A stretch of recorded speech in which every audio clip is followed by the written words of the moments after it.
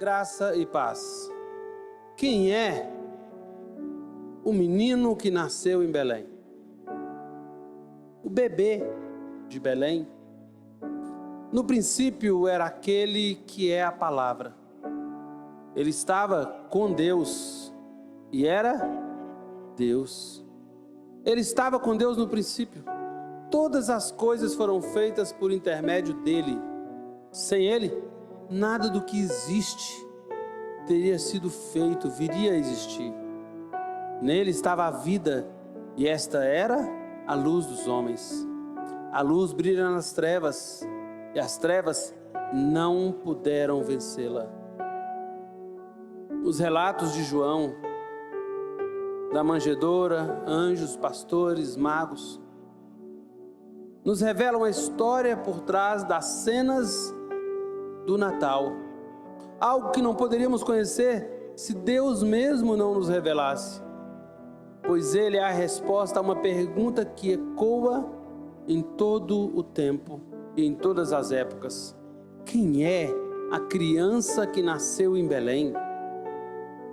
Muitos são aqueles que tentam expressar a sua opinião.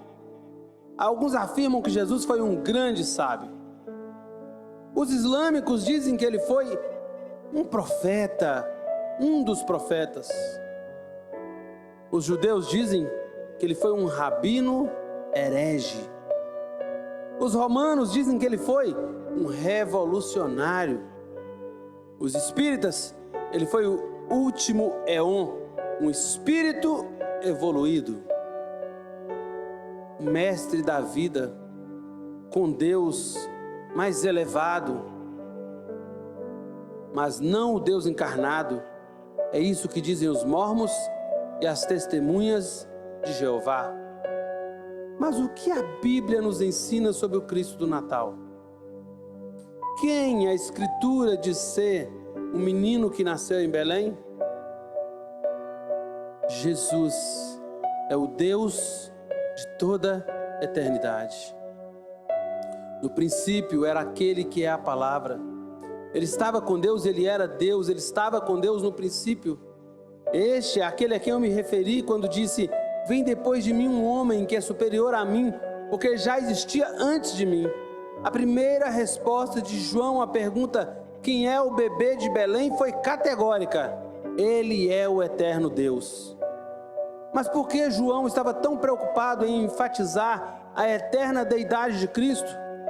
Porque em seu tempo, e ainda hoje, agora, existem pessoas que não conseguem crer que Jesus é Deus, co-igual, co-eterno e coexistente com o Pai na eternidade passada. A razão tinha a ver com a filosofia predominante defendida por Platão, que afirmava que o divino, por ser espiritual, não poderia se misturar com a matéria. É o que nós chamamos de símbolo da corrupção. Para ser Deus, era necessário ser imaterial. Jesus não é divino apenas em sua essência. Ele é o Deus eterno que existiu e existe antes de todas as coisas. Alguns acreditavam que algo da divindade estava em Cristo. Não, ele tem algo divino, mas que ele não fosse o Deus de toda a eternidade, aquele que não tem começo e nem fim. Talvez uma das coisas mais difíceis para a mente humana compreender é a eternidade, porque a nossa natureza talvez só nos permita compreender a eternidade pensando no futuro. Não morrer, não ter fim, é algo bastante plausível para a mente humana, mas não ter um começo? Parece uma contradição, claro. É irreconciliável com a lógica humana. Mas a Bíblia nos ensina que Jesus é Deus e eterno com Ele. Respondeu-lhes Jesus: em verdade vos digo, que antes que Abraão existisse, eu sou. Porque um menino nos nasceu, um filho se nos deu, e o governo estará sobre os seus ombros, e o seu nome será Maravilhoso, Conselheiro, Deus Forte, Pai da Eternidade, Príncipe da Paz.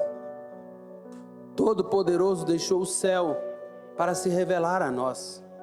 Ele queria ser o Deus conosco. Você compreende? Você consegue entender a grandeza do presente que Ele nos deu? O Eterno veio para que eu e você pudéssemos ter intimidade com Ele e saber que só Ele poderia nos revelar e ensinar. Deus quer morar em sua casa. A ideia do tabernáculo, do templo e da catedral do coração. Jesus é o Deus que se encarnou por amor a nós. Aquele que é a palavra tornou-se carne, viveu entre nós e vimos a sua glória. Glória como do unigênito vindo do Pai, cheio de graça e de verdade. Para João, Jesus não era outro senão o próprio Deus, que se fez homem e habitou entre nós. Este era o ensino de toda a igreja, era o ensino apostólico. Paulo diz: tende em vós aquele sentimento que houve também em Cristo Jesus, o qual, subsistindo em forma de Deus, não considerou o ser igual a Deus coisa a que devia se aferrar, mas esvaziou-se a si mesmo, tomando a forma de servo, tornando-se semelhante aos homens, e achado na forma de homem, humilhou-se a si mesmo, tornando-se obediente até a morte, e morte de cruz. Pelo que também Deus o exaltou soberanamente, lhe deu um nome que é sobre todo nome, para que ao nome de Jesus se dobre todo o joelho dos que estão nos céus, na terra e debaixo da terra. Toda língua confesse que Jesus Cristo é Senhor, para a glória de Deus Pai. Jesus é parte da Trindade divina, que se esvaziou da sua glória. O infinito não cabe no finito, por isso ele teve que se auto-esvaziar. Se fez homem, habitou entre nós, só porque desejava nos salvar. Se alguém perguntar por que Deus nos salvou, por que Cristo nos salvou, porque desejou. Para João e para a igreja, Jesus não era um profeta, um sábio, um professor da lei. Ele era o Deus que se fez carne e habitou entre nós. Sua glória foi vista porque ele se fez carne e habitou entre nós. Não bastavam palavras, profecias, belas promessas. Ele teve que vir e viver entre os homens. Há uma história de um religioso hindu que, passeando, foi olhar de perto um formigueiro.